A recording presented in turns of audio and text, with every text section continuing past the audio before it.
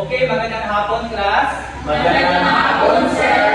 Bago natin simulan ang ating klase sa hapon na ito, ay tinatawag ko si Binibining Lumungko para panguluan ang ating panalangin.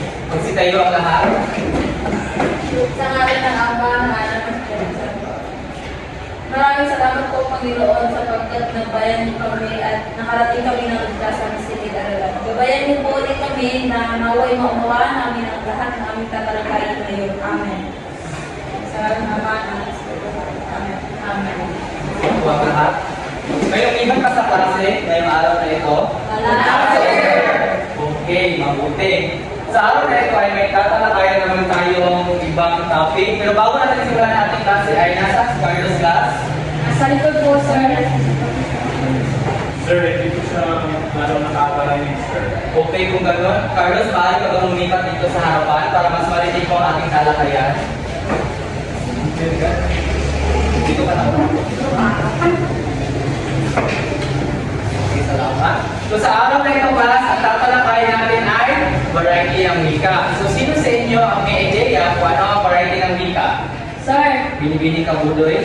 ang variety ng wika, ito yung iba't ibang klase ng mga wika na ginagamit sa iba't ibang lugar or region.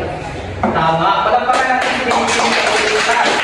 Ang variety ng wika, ito yung pagkakaiba ng mga wika na nakadepende sa pangkat, rehiyon o sosyal na katayuan ng isang tao. Pero hindi lamang natin tatalakayin ang variety ng wika, kundi tatalakayin natin ang dialekto.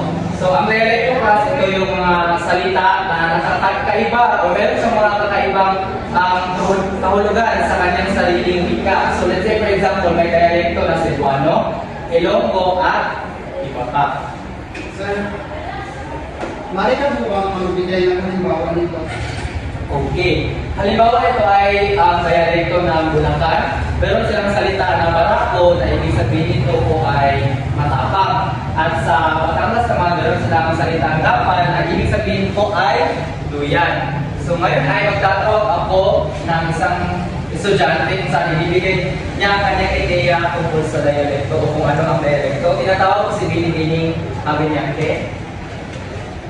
So, ang dialekto ay isang natatanging uri ng wika na ginagamit ng isang rehiyon o lugar. Tama. Walang pa natin sa ngayon, class, ay magtatawag ako ng dalawang estudyante para maglahad ng kanilang mga ideya o magbigay ng mga halimbawa ng dialekto dito sa ating bansa. Una ay si Binibining Lumunggo. Sa Ilonggo po ay bakal, at sa Pilipino ay bili. Tama. Ano nga ay si Ginoong Marayman? Sa Maranao po ay atep at natutunan mo ito sa Pilipino or Tagalog ay ubong. Sa ano naman po sa Cebuano, waka, tapos sa natutunan mo ito sa Tagalog ay kumanda. Tama. Palakpakan din natin si Ginoong Marayman. Kaya naman sa puntong ito ay nais kong bigyan ng katanungan si Carlos sa ating talakayan sa araw na ito. Carlos? May tanong ako sa iyo. Bakit mahalaga na matutunan natin ang mga dialekto?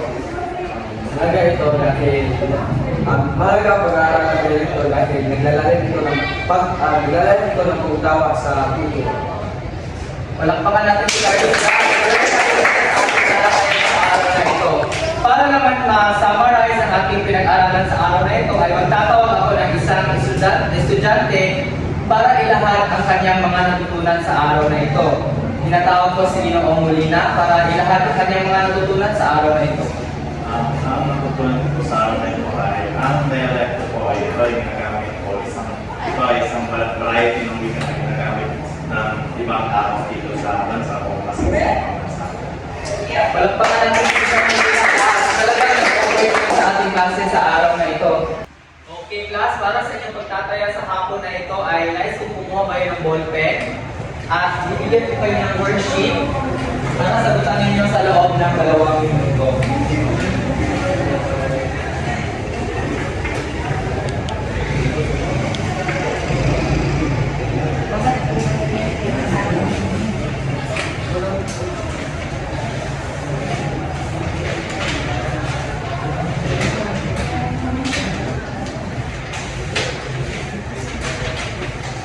Wait lang. Sagutan, simulan na kayo ng video.